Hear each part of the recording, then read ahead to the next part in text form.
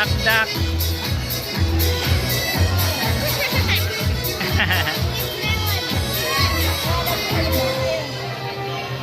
The Fun Park proudly presents Joining here is biodegradable and non-biodegradable. We also have here some sample trash.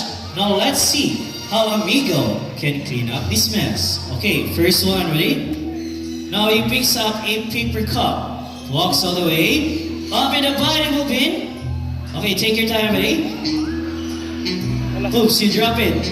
Now let's do it again, one more time. Now he picks up a paper You can cup. open the trash cans, right? Open the biodegradable bin. And he dropped it inside. Good bird. How about the next one? Now he picks up a open the plastic can, bottle. baby. Open the non-biodegradable bin and he dropped it inside. Last you, buddy. Now he picks up another paper cup.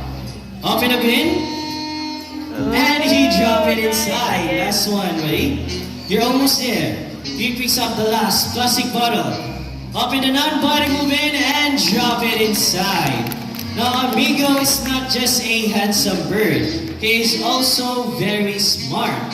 He understands that trash belongs in the trash bin, just like a responsible human being. Now, always remember that a responsible guest keeps the environment clean. So, a round of applause to our blue and gold Makone, Amigo. Thank you so much, Mr. James. Together with the bird trainers, Mr. James and Miss Donna. Now, ladies and gentlemen, the Eclectus parrot, they are dimorphic birds, meaning you can identify if it's a male or a female just by looking at their colors. Now, male Eclectus are bright green in color.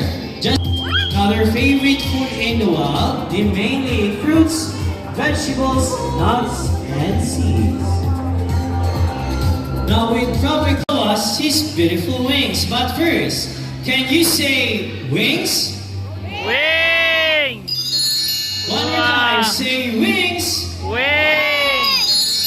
Now lastly, because of zygodactyl feet, meaning they have 2,000 points forward and 2,000 points backwards. They can also use their feet to hold on things and climb. Now Miss Donna here is a ground nut. She will place it into the plastic basket. Now let's see how Jumbo will get his nut. Now he carefully lifts up the plastic basket and got his nut. Great job, Jumbo. Now Green-winged macaw are also known as the gentle giant, as they are ranked as the second largest parrot in the world. But wait, there's more.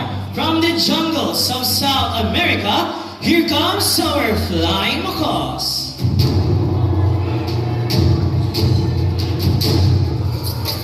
Wala, la, la. So we have a total of 5 flying macaws named Tony, Mary, Hardy, and our scarlet macaw named George. Now don't forget, we also have here our green-winged macaw named Jumbo. May ganili mo mula paglayo ko yan. Macaws are very Malupan na. adaptive. Whatever environment they are in, it becomes quite normal to them. Meaning if they are surrounded by many people, they will accept many people. Now their main diet, it consists of fruits, palm fruits, nuts, Oy! seeds, leaves, flowers, Huwag and mo na yun, seeds. head, baby. In our Now we head. have a strong beak that can easily Look, grasp look. nuts and seeds. With a In impressive our head. bite force of 500 In or our head. 700 psi. Psi means pounds per square Look. inch. Now there are around 400 species of parrots in the world. Look. And blue Kuya. Ala! is the third largest parrot globally, following our Ay, scarlet so color na, yellow, macaw as red, the blue. fourth Wala. largest parrot in the world. Now these large parrots, with proper care, they Ay! can live up to 50 Ay! seeds. No! It will bite your hand, oy! Again, and in everyone's call, they can solve problems like a 7-year-old. That's why people call them from the glass tube. Okay, buddy? Good luck. Go. Now, he picks up the first song, walks all the way. Take your time, Ollie. And he dropped it inside the glass tube. Now, by the way, frosts are black. It is because of melanin. the same pigment that gives colors to our hairs and skin. Now, sandconures are also known as sand parakeets. They are very playful, social, and have a very loud voice. They are natives to the northeastern parts of South America, like Brazil, Guyana, and Venezuela. Now, if you want to feed them, we have sandconure feed here, as we have here our couple sandconures name, Ding and Dong. Now, sandconures, they are monogamous type of bird, meaning they can only have one partner for a lifetime. Sana all. But on their partner and Luna. Now, Goffin Cavadus, they are playful and curious birds. They love to explore their surroundings and meeting new friends, both human and feathered friends. Now, these are up to 30 Amazon parrots are one of the most commonly kept Amazon species due to their excellent talking rooster furs.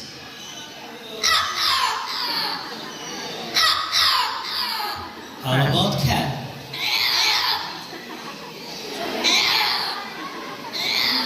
Luni, can you bark?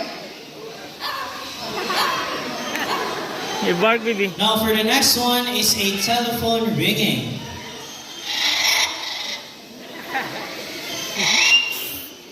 Now, last one is a whistle. Ah. Great job, buddies.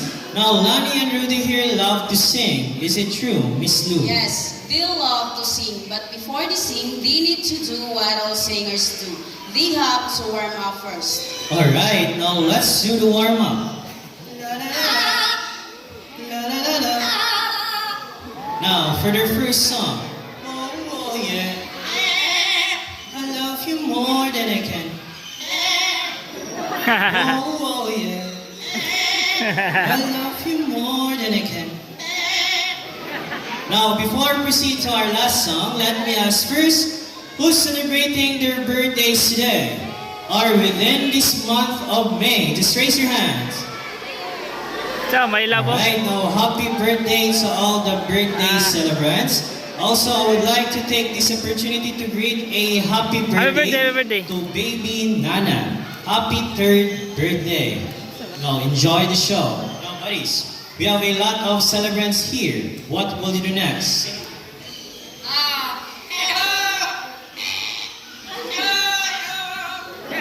One more time.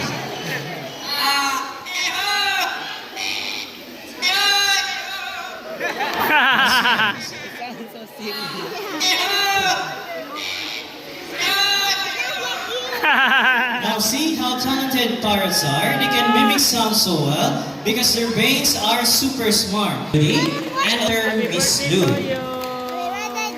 Now, ladies and gentlemen, before we proceed to our next bird, a friendly Mr. Horn.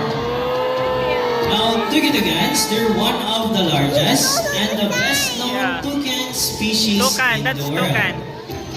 Now, as you can see, it is a white throat and a black down. Turn off the flash of your phones and gonna try to reach out or just like our hairs and nails, vegetables, nuts, and small insects. Now, take your time, buddy. There's no need to rush. Again, with proper care. Bella! Now, eastern grass owl, they are nocturnal type of bird, meaning most of their hunting time is during the night time. Now, just like any other owls, they have a flexible neck. They can rotate their heads up to 270 degrees. It is possible because this bird has a 14 neck vertebrae, allowing them to spot a prey and be aware of its surroundings without moving its whole body. So, a round of applause to our beautiful eastern grass owl named Bella. Thank you so much. Whoa! But wait, there's more. Here comes a brother of a shadow, Argus. Whoa! But we're not done yet, as we have another Brahminic kite named Cloud. Love, love. Again, I need everyone's cooperation, so please sit down and do not try to reach out or touch these birds. Now, these raptors will and Pakistan. Now, as you can see, they're excellent at gliding, soaring, and circling up in the sky. Thank you so much, Mr. James, and also to our bird. Now, Brahmini kind, they practice kleptoparasitism, or they love to snatch their foods from other birds, even in mid-air. Now, they snatches live prey or seals from fish and now, Brahmini kind, they are the real-world reflection. Now, for the lifespan, they can only live up to 20 to 30 years. Thank you so much, Mr. Charles. So, a round of applause to our Brahmini. Wala, kadako. Now, white-bellied sea eagle, also known as the white-breasted sea eagle, or king of the coast. Ako na katang nagkawataw sana. Yeah. But wait, there's more. Here comes a partner of silver, Fujin. La. A white-bellied seagull, it is a white plumage from its head down to its underparts, and its wings and back are dark gray in color. Now, this large birds of prey can grow up to 75 to 85 centimeters in length, with an amazing wingspan of 180 to 220 centimeters. Their favorite food in the wild, they mainly eat fish, sea snakes, mollusks. Now, just to share, the scientific name for this bird is Heliatus leucocastor. Heliatus means white, leucocastor means bellied. So, a round of applause to our white-bellied sea eagle named Silver and Fujin. Now, ladies and gentlemen, here at Cebu Safari, we're not just about creating fun and unforgettable experiences. Our top priority is them with safer habitats and educate guests about the importance of preserving nature. Together, we can make a big difference for wildlife and for a better future generation. Now, before we totally end the show, I would like to introduce you the people behind the success of this show. To our bird trainers here on stage, we have here Miss Lou, Mr. Romnek, Miss Jihan, and Mr. Urban. To make this even more memorable, we present to you the symbol of love, peace, prosperity, and harmony. Now, yours truly, my name is Yasin. We hope you enjoy the show. Thank you so much and enjoy the rest of the Sa lahat ng birds.